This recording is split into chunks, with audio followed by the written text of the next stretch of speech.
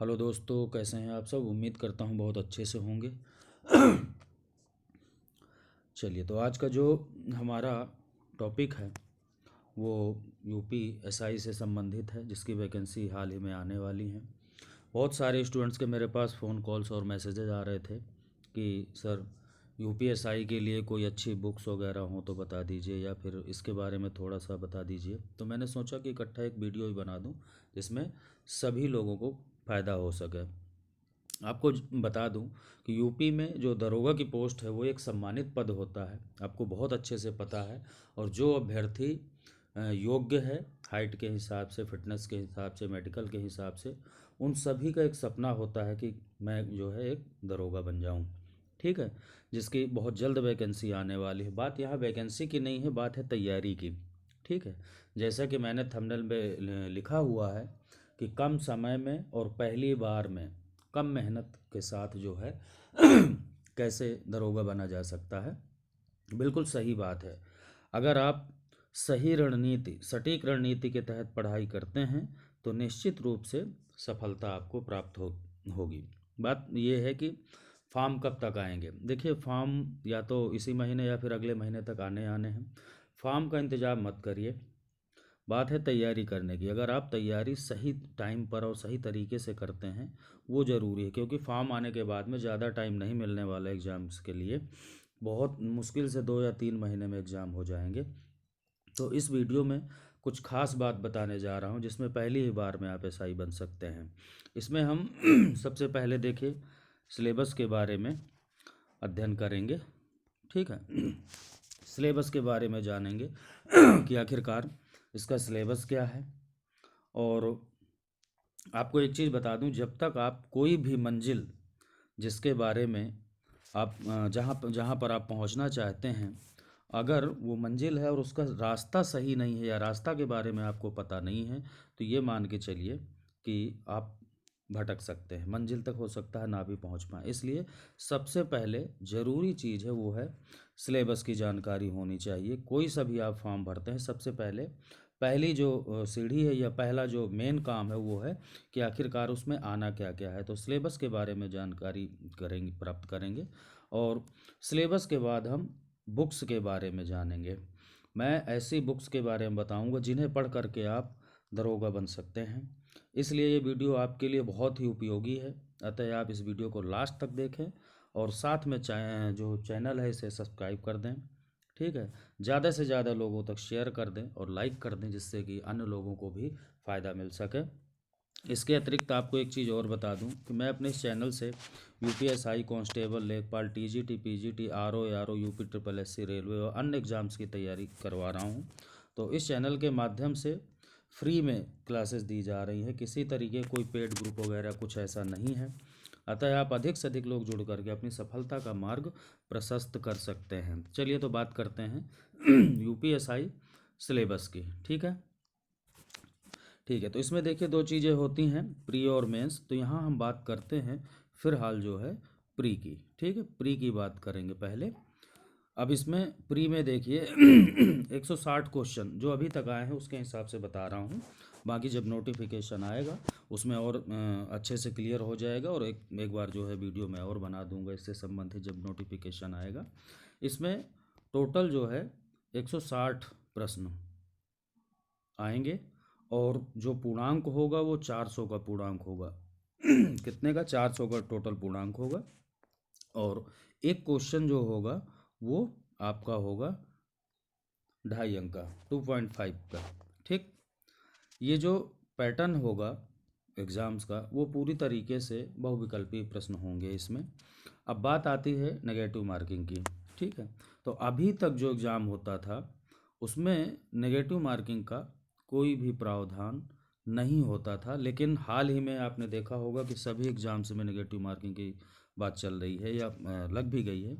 तो ये मान के चलिए कि 1/3 की नेगेटिव मार्किंग हो सकती है। टाइम की बात करते हैं, तो जो एग्ज़ाम के लिए आपको टाइम मिलेगा वो 2 घंटे का समय आपको मिलेगा। अब यहाँ पे एक चीज़ है, वो है कि आखिरकार जो टेस्ट होगा वो किस तरीके का होगा, ऑनलाइन होगा या ऑफलाइन होगा। अभी तक ऑफलाइन होता था, लेकिन इस बार जो चर्चा चल रही है या फिर जो बात चल रही है तो वो ऑनलाइन टेस्ट कराने की बात चल रही है। बाकी नोटिफिकेशन जब आएगा तो उसमें देखेंगे कि आखिरकार क्या है। ठीक है, चलिए। तो अब सिलेबस में एक चीज़ जानेंगे कि आखिरकार इसमें क्या क्या चीज़ें आती हैं। पहला पॉइंट देखिए, सामान्य हिंदी। ठीक है, सामान्य हिंदी। हिंदी के आपको 40 क्वेश्चन मिलेंगे। अभी तक जो आए हैं वो 40 क्वेश्चन होते थे, 100 नंबर उसके मिलते थे आपको। 40 क्वेश्चन और उन 40 में से 100 नंबर। ठीक है, सामान्य हिंदी जनरल हिंदी से संबंधित है। दूसरा जो है वो है मूल विधि और संविधान। ठीक है, मूल विधि और संविधान से 24 क्वेश्चन आते हैं।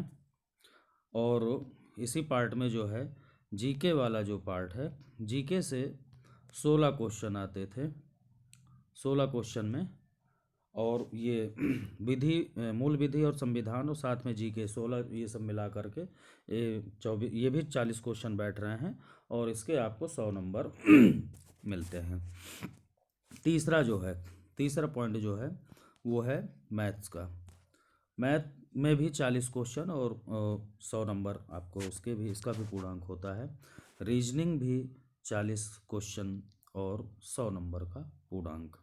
ठीक है, अब बात करते हैं इसमें से। देखिए, पहला जो पॉइंट है सामान्य हिंदी। सिलेक्शन की जो की है, मेन चीज़ कहाँ से सिलेक्शन होता है और कौन सी चीज़ ऐसी है जिसे ज़्यादा मजबूत करने से आप पहली ही बार में सेलेक्ट हो सकते हैं, वो चीज़ मैं आपको बता रहा हूँ। हिंदी देखिए, यूपी के हैं सभी, और यूपी, एमपी, राजस्थान, उत्तराखंड, छत्तीसगढ़, ये ऐसे राज्य हैं, हिंदी भाषी राज्य हैं, जहाँ हिंदी में किसी को ज़्यादा दिक्कत नहीं होती। तो यहाँ 40 क्वेश्चन आपके हिंदी के आ रहे हैं, सिर्फ हिंदी के। अगर इन्हें सही से कर दिया जाए तो मैं आपको बता दूं 38-39 क्वेश्चन तक इसमें सही कर ले जाते हैं।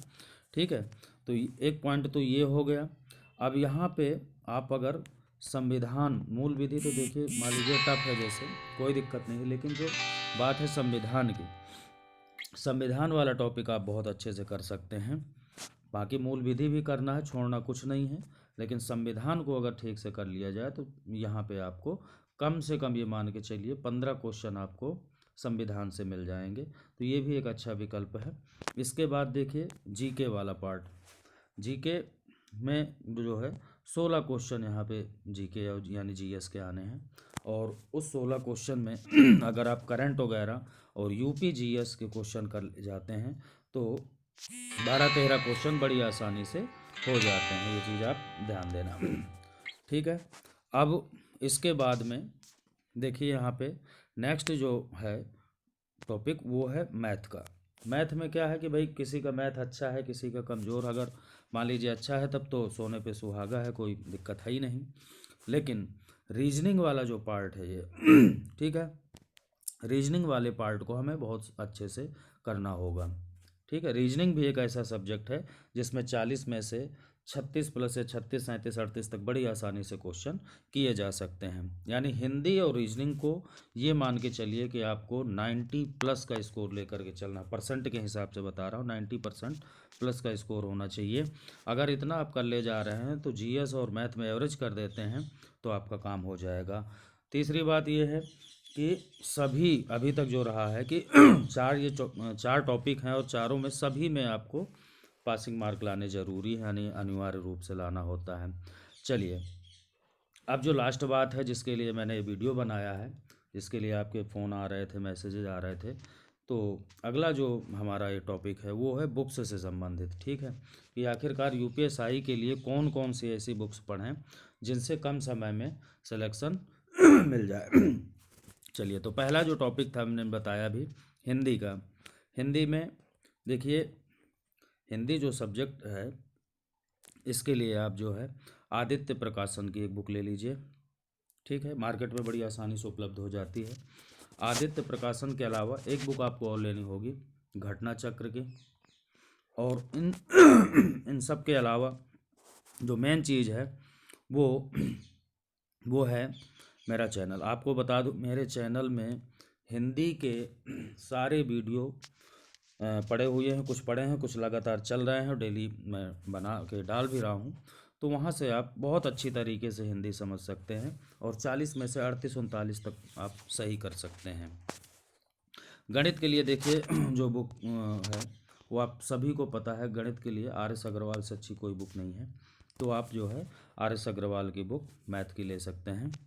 इसके अलावा देखिए तीसरा टॉपिक है वो है मूल विधि संविधान से संबंधित, मूल विधि और संविधान, ठीक है। तो इसमें जो है आपको क्या क्या चीज़ें लेनी हैं, कुछ नहीं, एक घटना चक्र की बुक ले लीजिए, मूल विधि संविधान के नाम से ही आती है और जब भी एसआई का एग्ज़ाम होता है तो घटना चक्र वाले इस बुक को निकालते हैं, तो ये बुक आप ले लीजिए घटना चक्र की। और इसके अलावा मेरा जो चैनल है उससे आप जुड़ कर, इसलिए मैं बार बार कह रहा हूँ कि अगर मेरे चैनल से जुड़ जाते हैं तो वहाँ पर संविधान के भी वीडियो पड़े हुए हैं और इसके अलावा जैसे ही वैकेंसी आ जाएगी मैं मूल विधि वाला टॉपिक भी स्टार्ट कर दूंगा, यानी कम समय में आपको बहुत अच्छी तैयारी, सटीक जानकारी, सटीक जो इम्पोर्टेंट क्वेश्चन है वो सब कुछ प्रैक्टिस सेट के साथ ये सारी चीज़ें मैं करवा दूंगा। तो आगे देखिए चौथा जो सिलेबस का टॉपिक है वो है यूपीजीएस और जीके, ठीक है। तो इसके लिए आपको क्या करना है, यहाँ पर परीक्षा वाणी, ठीक है, यूपीजीएस के लिए, ये जो है यूपीजीएस के लिए मैं बता रहा हूँ, परीक्षा वाणी एक पतली सी बुक आती है, तो इसे आप ले लीजिए, यूपीजीएस के लिए बहुत अच्छी बुक है परीक्षा वाणी, ज़्यादा मोटी भी नहीं है और आसानी से, मुश्किल से 3-4 दिन में कवर हो जाती है। बाकी यूपीजीएस से संबंधित मैं कुछ वीडियो बना के डाल दूँगा इंपॉर्टेंट क्वेश्चन, तो वहाँ से भी आपको हेल्प मिल जाएगी। और जीके के लिए घटना चक्र की बुक ले लीजिए, ये घटना चक्र की बुक भी यूपीएसआई के नाम से, जीके के नाम से आती है, वहाँ से ले लीजिए, बहुत अच्छी बुक है, इससे भी आपका काम चल जाएगा। और साथ में जीके के लिए जो मैंने बताया भी, मेरा चैनल जीके वाला टॉपिक भी करवा रहा हूँ मैं, यूपीजीएस भी करवा दूँगा, अभी तो नहीं है लेकिन ये है कि जैसे ही वो वीडियो वैकेंसी आ जाएंगे तो मैं स्टार्ट कर दूँगा, तो यहाँ से भी आपको हेल्प मिल जाएगी, ठीक है। और रही बात अब रीजनिंग की, ठीक है, जो लास्ट चीज़ है वो है रीजनिंग के लिए। तो रीजनिंग के लिए देखो मैं बता दूं कि कोई सी भी आप बुक ले सकते हैं, ठीक है। रीजनिंग की मार्केट में बहुत सारी बुक है, कोई सी भी आप ले लीजिए, उससे ऐसा कोई पर्टिकुलर ऐसी कोई बुक नहीं कि भाई, बहुत सारी बुक्स हैं, कोई सी भी एक बुक ले लीजिए, उससे आपकी रीजनिंग हो जाएगी। तो ये रहा जो आज का वीडियो है, उम्मीद करता हूँ कि अच्छा लगा होगा, और अगर अच्छा लगा है तो इसे ज़्यादा से ज़्यादा लोगों तक शेयर कर दें और ज़्यादा से ज़्यादा लोग जुड़ जाएं, जिससे कि मैं क्लासेस स्टार्ट कर दूं और आप लोगों को ज़्यादा से ज़्यादा फ़ायदा हो। धन्यवाद।